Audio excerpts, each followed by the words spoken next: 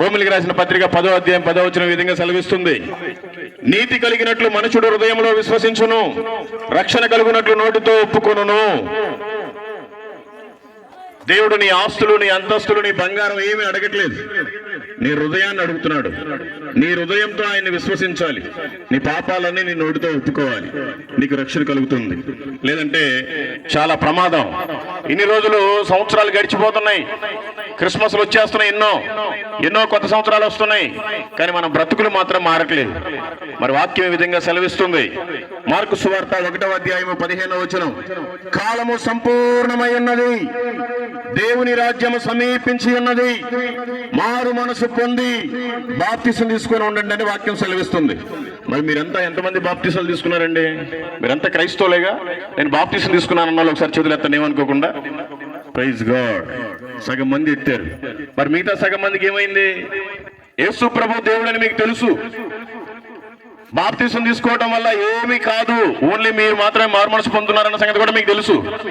మరి ఎందుకు ఇంకా మీరు బాప్తిసానికి నిర్లక్ష్యం చేస్తున్నారు? బాప్తిసానికి నిర్లక్ష్యం చేస్తున్నారంటే మీరు ఇంకా దేవుడిని నెట్టి వేస్తున్నారు వెనక్కి.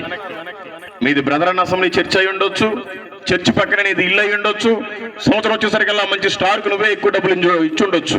కానీ ఏం ఉపయోగం లేదు. నువ్వు మారు మనసు పొంది బాప్తిసం తీసుకుంటేనే దేవుడు కుమారుడిగా, దేవుని కుమార్తెగా నిన్ను అంగీకరిస్తాడు ఆయన. లేదంటే నేనేమో అంగీకరించడు ఆయన. ఆయన ఏమని చెప్తున్నాడు? ప్రయాసపడి భారము మోసుకొనుచున్న సమస్త జనులారా నా యొద్దకు రండి, నేను మీకు విశ్రాంతి కలుగజేస్తున్నాను చెప్తున్నాడు. నువ్వేమో సరిగ్గా మారు మనసే పొందవు, దేవునికి దగ్గరగానే ఉండవు. మరి నీకు కష్టాలు లేకుండా, శ్రమలు లేకుండా, ప్రయాస లేకుండా ఎలా ఉంటది? మీరంతా క్రైస్తవులే, మీకందరికి యేసు ప్రభు దేవుడిని తెలుసు. మాలాంటి వాళ్ళు మధ్యలో మారినోళ్ళు దేవుడిని తెలుసుకొని గట్టిగా ఉంటున్నారు. కానీ క్రైస్తవులే చాలా మంది ఏమనుకోకపోతే సిగ్గు లేకుండా ఇంకా సిగరెట్లు తాగే వాళ్ళు ఉన్నారు, బీడీలు తాగే వాళ్ళు ఉన్నారు, పొగాకులు వేసుకునే వాళ్ళు ఉన్నారు, మందు తాగే వాళ్ళు ఉన్నారు, అబద్ధాలు మాట్లాడే వాళ్ళు ఉన్నారు, బూతులు మాట్లాడే వాళ్ళు ఉన్నారు, బొంకే వాళ్ళు ఉన్నారు. మనల్ని బట్టి దేవుని నామానికి అవమానం జరుగుతుంది. మన మాట తీరును బట్టి వేరే వాళ్ళు ఎవరు దేవుణ్ణి తెలుసుకోలేకపోతున్నారు. కాబట్టి మనం పాపంలో ఉండేది కాక అనేక మందిని మనం ఇంకా పాపంలోనే ఉంచుతున్నాం. కాబట్టి మనం మారాలి. మనం మారకపోతే చాలా కష్టం.